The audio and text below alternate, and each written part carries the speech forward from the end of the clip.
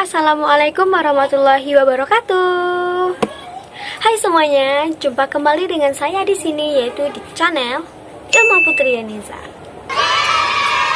Semoga kita semua tetap berada di dalam lindungan Allah Subhanahu wa taala, sehat walafiat dan tetap semangat dalam menjalankan aktivitas masing-masing. Terima kasih buat kalian yang sudah subscribe, like, and comment, serta support kalian yang tentunya bisa membangkitkan semangat saya dalam membuat konten-konten yang dapat mengedukasi kita semua. Dan buat kalian yang belum subscribe and like, silakan klik tombol subscribe dan like-nya di bawah ya. Subscribe nggak bayar loh guys. Sebelumnya bagi kalian yang belum kenal saya siapa, silakan cek videonya di link yang tertera di kolom deskripsi di bawah ini.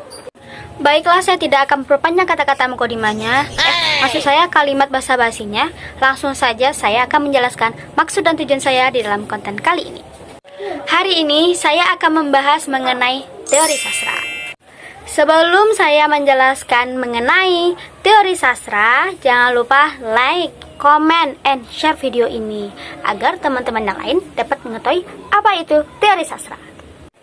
Nah, pasti sebagian dari teman-teman ada yang belum tahu nih, apa itu teori sastra. Jadi, di video kali ini, saya akan menjelaskan apa itu teori sastra. Jadi, jangan di-skip, nonton sampai habis, dan cekidot. Teori sastra berasal dari dua kata, yaitu kata teori dan kata sastra. Teori berasal dari bahasa Latin, yaitu theoria, yang artinya cara, langkah, atau sesuatu sistem yang harus kita pahami.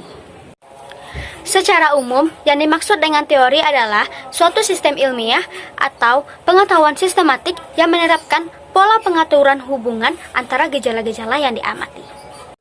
Sedangkan sastra berasal dari kata susastra, yang artinya tulisan yang baik.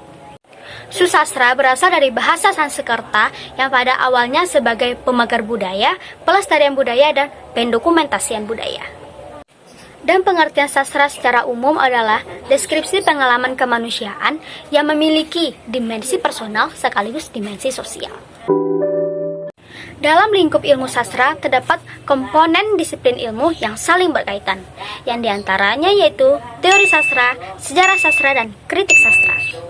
Teori sastra ialah cabang ilmu sastra yang mempelajari tentang prinsip-prinsip, hukum, kategori, kriteria karya sastra yang membedakannya dengan yang bukan sastra. Suatu teori dapat dideduksi secara logis dan dicek kebenarannya atau dibantah kesahihannya pada objek atau gejala-gejala yang diamati tersebut. Sejarah sastra yaitu bagian dari ilmu sastra yang mempelajari perkembangan sastra dari waktu ke waktu. Di dalamnya dipelajari ciri-ciri karya sastra pada masa tertentu, para sastrawan yang mengisi arena sastra, puncak-puncak karya sastra yang menghiasi dunia sastra, serta peristiwa-peristiwa yang terjadi di seputar masalah sastra. Kritik sastra adalah bagian dari ilmu sastra.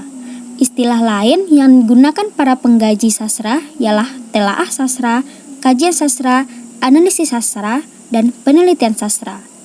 Untuk membuat suatu kritik yang baik, diperlukan kemampuan mengapresiasi sastra, pengalaman yang banyak dalam menelaah, menganalisis, mengulas karya sastra, penguasaan dan pengalaman yang cukup dalam kehidupan. Ada 4 komponen utama sudut pandang dalam mempelajari karya sastra. Yang pertama yaitu universe atau realita kehidupan, sebagai objek faktual karya sastra yang merupakan cermin kehidupan masyarakat. Dari sudut pandang ini, teori mimesis dan pendekatan mimesis merupakan teori dan sekaligus pendekatan yang digunakan dalam mengkaji karya sastra. Yang kedua yaitu work atau karya sastra itu sendiri, sebagai objek yang dipelajari suatu karya yang telah dihasilkan penulisnya memiliki struktur sendiri yang membangun keutuhan dirinya. Dari sudut pandang ini, Teori dan pendekatan struktural atau pendekatan objektif merupakan teori dan pendekatan yang digunakan dalam mempelajari karya sastra. Yang ketiga yaitu artis atau pencipta karya sastra. Sebagai seorang pengarang yang menghasilkan karya sastra yang berangkat dari berbagai ide, pemikiran, perasaan, pandangan, gagasan, serta hal lain yang menyebabkan ia akhirnya menulis karya sastra. Dari sudut pandang ini, teori ekspresif dan pendekatan ekspresif merupakan teori dan pendekatan yang digunakan dalam mempelajari karya sastra. Yang keempat yaitu audiens atau pembaca.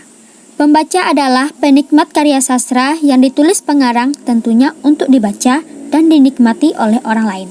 Dari sudut pandang ini, teori pragmatik dan pendekatan pragmatik digunakan dalam mempelajari karya sastra, yaitu penekanan pada aspek pembaca sebagai penikmat karya sastra. Karya susastra itu bukan hanya berbicara mengotak-atikkan bahasa saja, tetapi karya susastra memiliki makna yang lebih luas.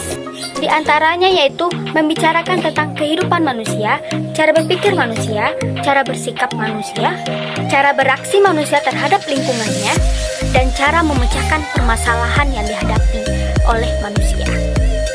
Oke teman-teman, sekian dari pembahasan mengenai teori sastra yang dapat saya sampaikan. Jika ada yang kurang atau ada yang ingin ditambahkan, silakan tuliskan di kolom komentar. Terima kasih saya ucapkan dan sampai jumpa kembali di video selanjutnya. Assalamualaikum warahmatullahi wabarakatuh.